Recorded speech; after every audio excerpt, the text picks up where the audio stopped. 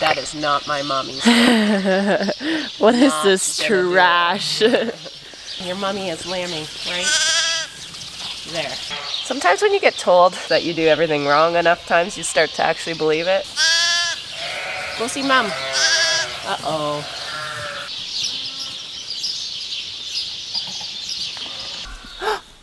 You're lambing! I'm so relieved, and this could quite potentially change everything.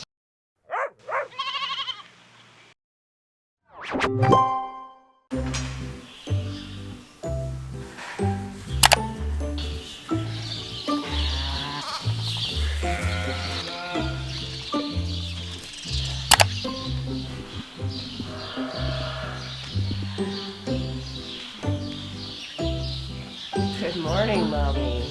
What a good girl. Yes.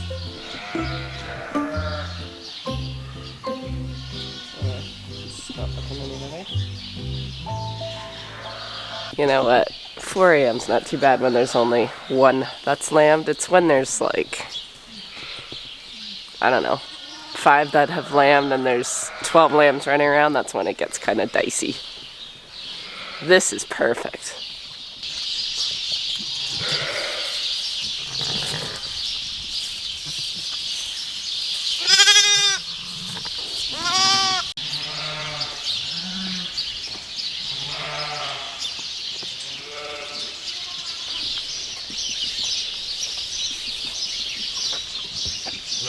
Stubborn. Because mommy's got lots of milk. Are those the cute little koala ones? Yep. Little mocha? They feel full though. I know, that's the problem. They have some big bellies. So we'll have to take one of these and one of these today and let them. Those ones are usually get good hungry. drinkers. These ones suck. Not gonna lie. Okay, somebody else. I think the only one I could get yesterday was the black-faced one. Yeah. And I think the brownies have to stay with Mom. I think you did. Come here, monkey. So we might have to take it, and then which of these 3 drank the best? Do you remember? Really good, to be honest. Really? Yeah. Oh gosh, Mama. Hi. Sorry. That Mom is a little on the crazy side. You don't say. I do say. Hi, dude. Or do that. I don't know how you and Chris can feed like that. I have to like go on my knees down there. I find it quite comfy like this. Not gonna lie. Not gonna lie.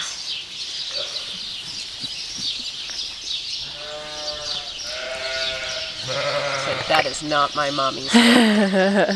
What is this trash?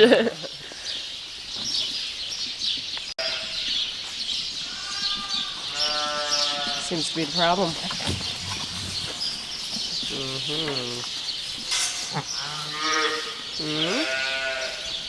You telling me something? Yeah, I know you are.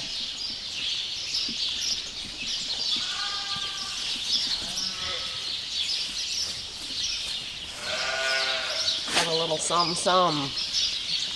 Yeah, you do. And that's a little sus.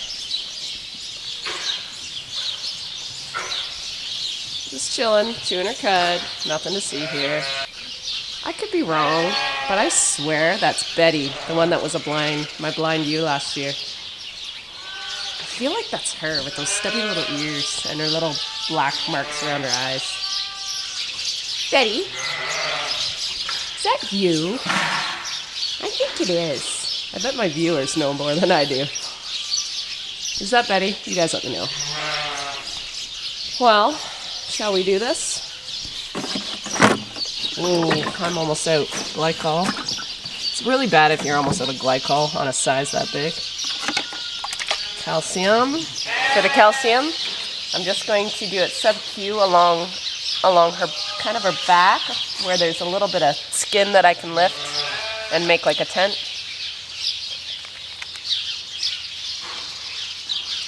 And I think I need my new bottle. Looks like I'm gonna go to town today. I need to get some supplies.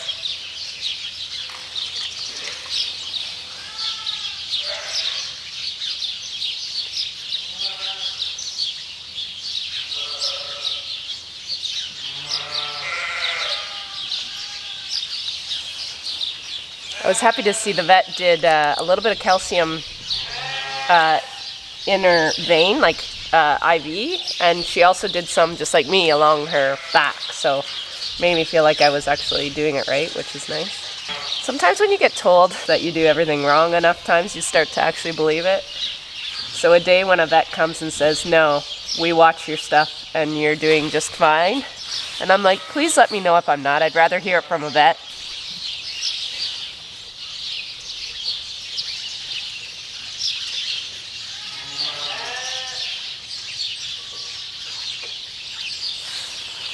You're gonna clean up this bottle, lady.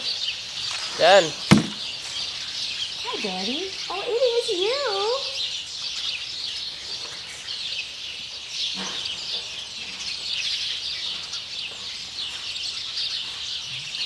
you. Yeah, don't you be doing this. Don't you be getting any ideas, Betty.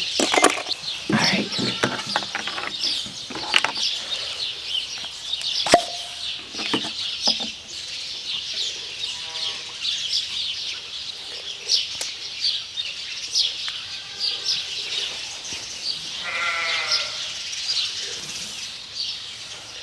Glycol's just drenched down the hatch, and then because she can't get up, I have to bring the food and water to her. So I'm going to start with water, and I'm going to drench her with water. She probably won't drink out of the pail.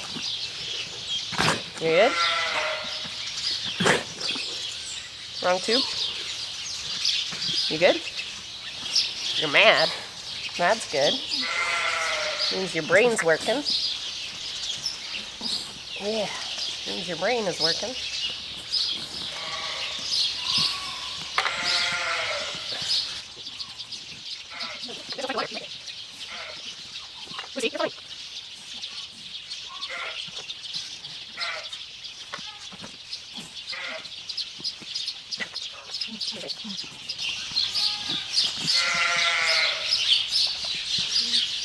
Is that enough for now? Oh. Yeah.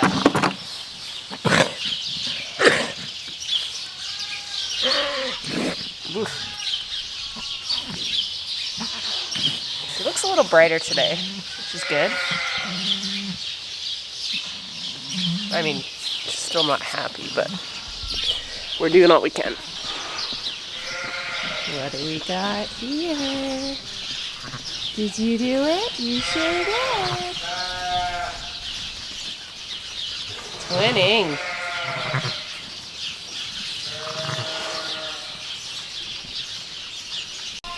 So we had the little Suffolk lamb over there, and it probably has another one. They're marked for she's marked for 2, and this one I actually assisted because the feet and the nose were right there. She was just being, I don't know, stubborn. I did check for another one, and it's way back in, so I'm gonna let her just chill with her baby and do her own thing. And then if I see her, like, she's getting ready now, if I see her struggling with the second, then I'll interfere, but I'm going to try and let them, I'm just going to keep an eye on them and let them do their thing. I want to tell you what I was doing for the last hour. I ran back to the office. I really want to dig deeper on this whole preg tox issue. Last week or the week before, I evaluated the ewes that lambed in December to get rebred in April here. I was going through the list of like the ones that went down with preg tox, and I'm like, should I keep them? Should I not keep them? And I had decided to give them a second chance. There's a deeper root to why they're going down. Did they miss a breed? Because my whole rule is I give everybody a second chance, which has worked really well. But the problem is, did they have 2 chances in 2018? Did they have 2 chances in 2019? Did they have 2 chances in 2020? How many double chances did I give these ewes? And I only got through the very first ewe, She missed in 2018. She conceived perfectly in 2019. And in 2020 she missed. So in those 2 years, in those time periods that she missed those conceptions, she was just putting on fat. She was a freeloader. And I let them do that once, but I've been letting them do that more than once because I haven't been going back. What I need to do going forward is when I run them through and I put on them open at scan, what I need to do is go through the history and see if she had another open at scan. So now I will give a ewe 2 chances, but only once.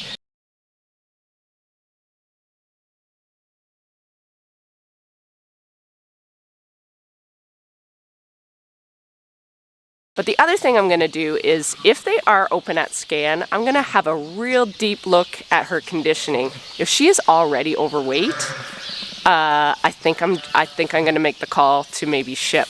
Now this all depends. If I have a terrible scan, I can't afford to get rid of like 50% of my ewes.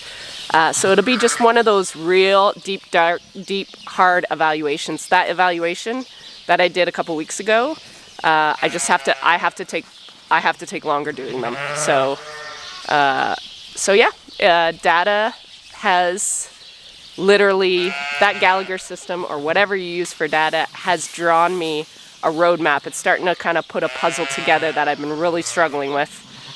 There's been a lot of self-blame, and there's been a lot of like questioning my feed, questioning my health, questioning my system. If this is the answer, it's a very simple thing to fix. And it's a very simple thing to see because I've tracked it all. So sometimes it's good to have the data, but my issue is I'm never always sure as to what data I should be analyzing for what problem. So glad I had that vet out just a different vet, a different point of view, and for whatever reason the light bulbs were just going off.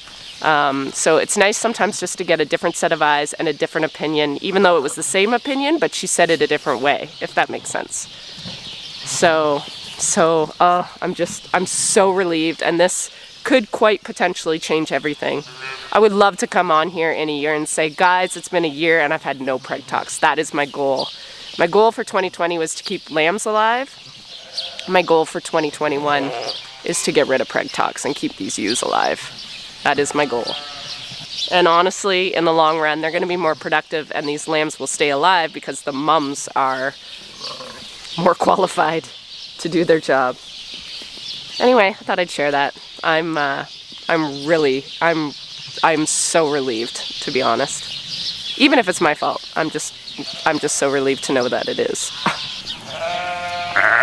Well, that's a new set of trips. Hello. Oh. Pending.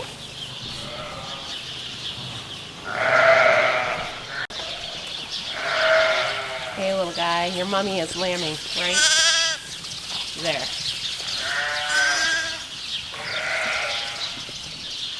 I want her to turn around. Turn around. Turn around. Turn around. I'll take care of this one.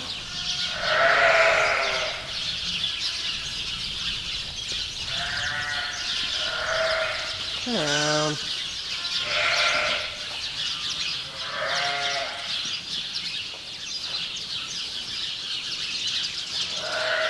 That's a good girl.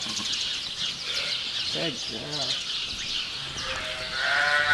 Where'd this little one go?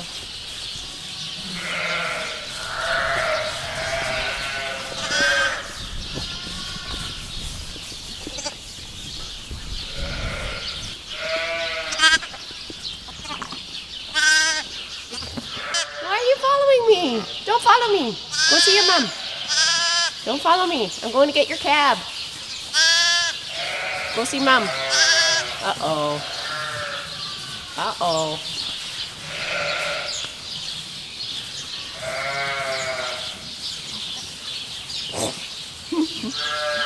You wonder why they run away.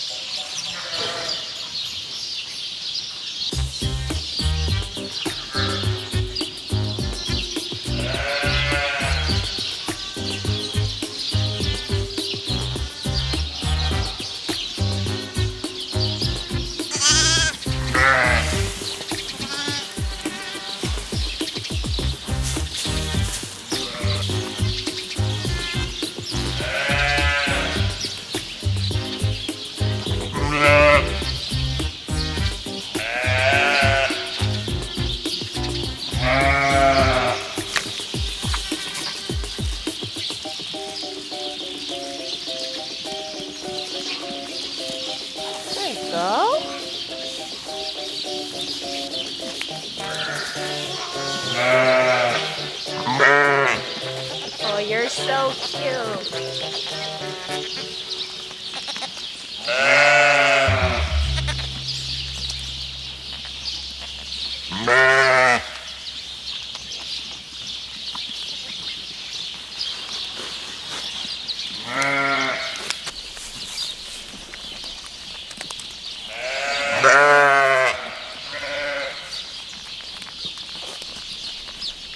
So, Mom is marked for 2. I can't feel one, but I'm gonna leave her for a bit and see if she spits another one. She does look quite hollowed out. So, I'm gonna tag.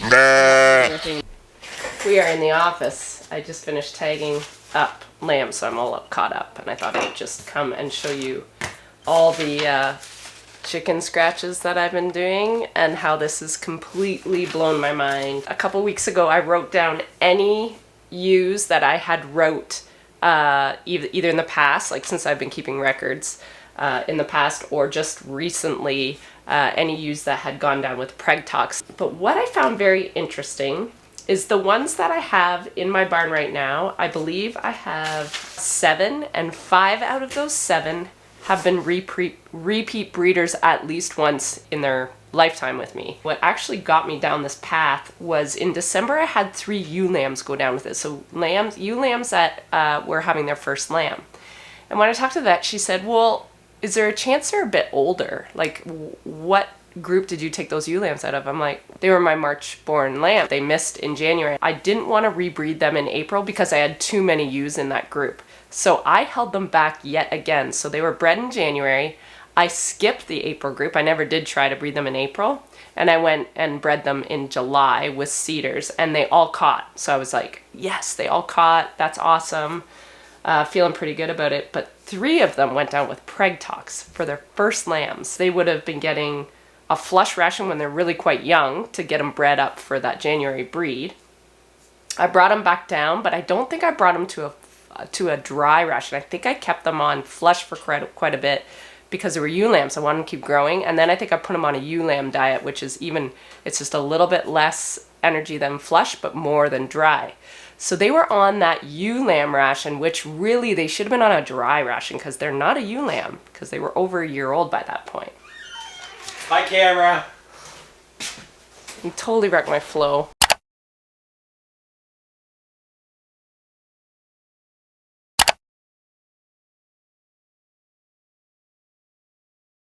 Night check.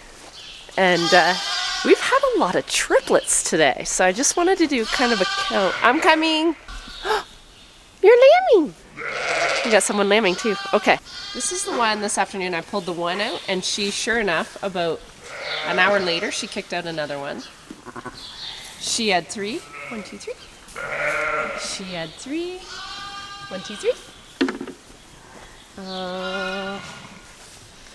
You had 3. So that's our 3rd set of triplets.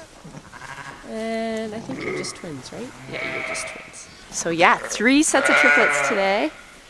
And a few sets of twins. I think that's it. Everybody seems to have milk, so hopefully we're getting through some of these preg tox ewes. I still have my ewe down. She's been treated. We just wait for babies out of her, unfortunately, because I don't think there'll be any saving her according to her ketone levels. I did go to town today. I went to the drugstore to find a diabetes kit, like a tester kit like my vet. I might just go to the vet clinic and get hers, like the one she uses, and then know I have the right one. But she said any of them would work, so I could even maybe just do it off Amazon. Okay, she's lambing, so I guess I'm out here for a while. We've got a real night lambing crew here, but I'd rather it now than during the night.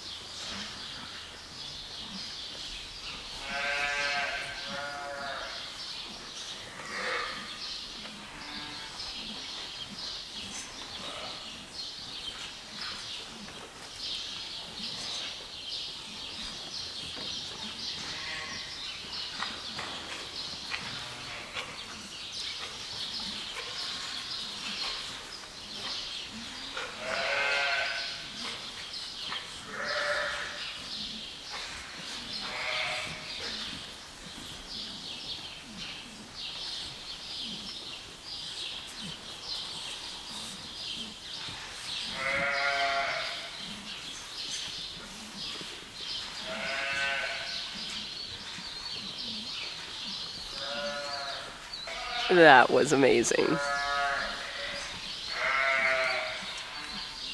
My ewes do have it in them to actually be a sheep and deliver babies on their own. They just are stuck with a bit of a hover mother as a midwife.